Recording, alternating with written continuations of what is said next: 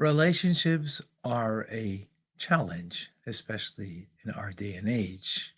How do you become a master of emotional attentiveness, attunement, and presence? How can you really connect with another? We have so many things to connect us today, but we're more disconnected than ever before and more lonely than ever before.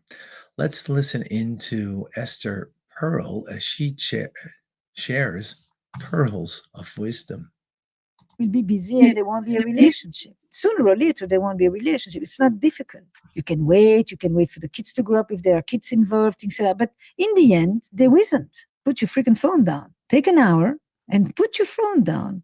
And But I'm busy. you will be busy and there won't be a relationship. If you give the best of yourself at work, if you bring the leftovers home, if when you come home, you say, I've given everything I had, now I'm just putting my feet on the table. I just need to chill. I don't want to make any effort, slowly your relationship degrades, period. And then there's all kinds of ways it ends.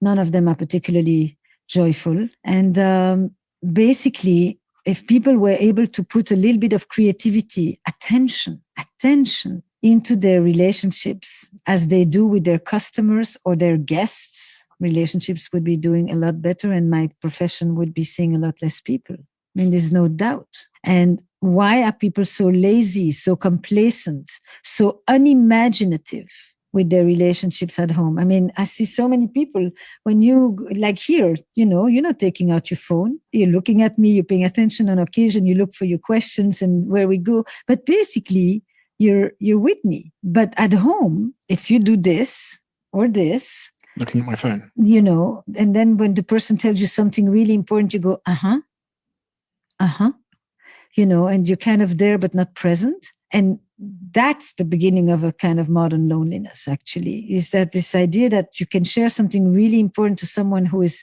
half there.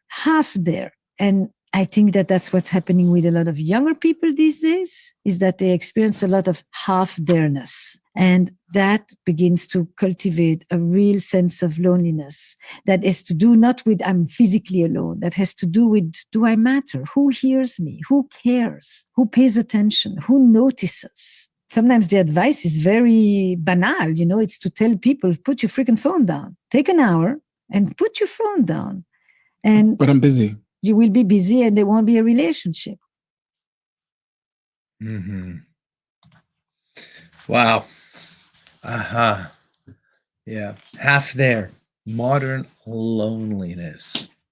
One of the things I do is I run a drug crisis center about Lifeline, and what leads ultimately people to drugs is a sense of loneliness. And in the addiction, there is even a greater loneliness. You have a sense of disconnect, being alone. And in order to feel good about yourself and maybe open yourself to connect to others, so, you need something to help you with that. Well, today we have a new, what she calls a modern loneliness, which is very true, that we have, the phone that I'm attuned to the phone and attuned half to the person in front of me who I'm with. By Hasidic Jews, the worst thing that could be called is what's called achitzain, external. And the greatest compliment is a pnimi, someone who is internal, who is focused, which means someone who's a master of emotional attentiveness, attunement, and presence. That when you're speaking to the person, you're there with them, caring, empathetic, and really hearing them. And why would you do that? Why, for customers, would that be more important to you? That's only a means to an end, to make some money at the end, to have your business prosper. But that's just a means to an end.